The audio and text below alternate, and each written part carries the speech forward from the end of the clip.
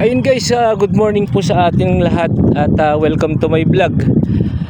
For this video po, andito po tayo sa Moncada, Tarlac, kung saan makikita po natin yung property na binebenta po rito. At ito po yun guys, ito po yun. Sumusukat po siya ng 6 hectares, 6 na hektarya po, along 2 lane cemented road po. Bali, going po ito ng Kamiling Tarlac, and then ito po is going Moncada Tarlac, pero sakop po ito ng Moncada Tarlac po. Ito po yun guys, may frontage po ito na 280 meters frontage po. Napakagandang property po. Pwede po siyang bodega or trucking, farming, yan po, napakaganda. Mula po dito sa kanto na to, itong barangay road po na ito, nakaregister pong barangay road po to guys. And then mula po dito sa kinatatayuan ko, ito po yung tapat na to, yan, hanggang doon po sa may mga kamote na yan. Ito po, ito po, yan, kamote po na yan, yan. Tapos diretso po yan, kudrado po, ganyan, hanggang doon po sa may mga concrete fence po na yan. Ayan po, 6 na hektarya po.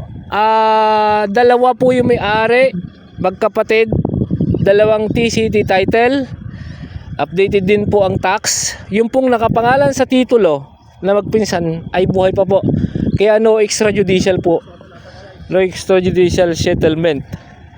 Ayan, 6 na hektarya, napaka-flat po, hindi po nababaha.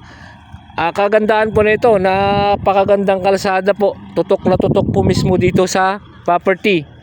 Ayan po, tanim po nila mga kamote po yan, sa kabila po ito, kabilang property.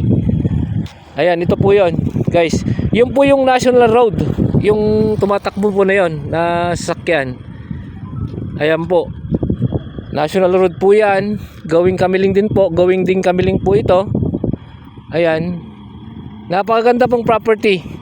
Ulitin ko po, Moncada Tarlac located at 6 na hektarya, 2 TCT title, magkapatid po yung may-ari.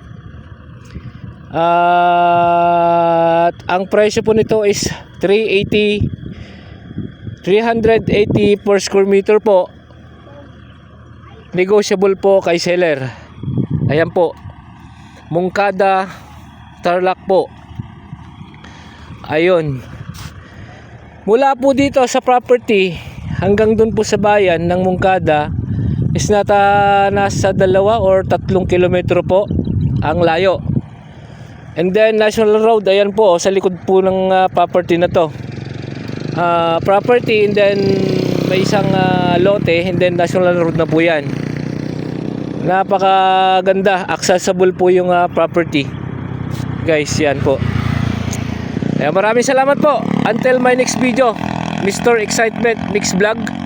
Maraming salamat po.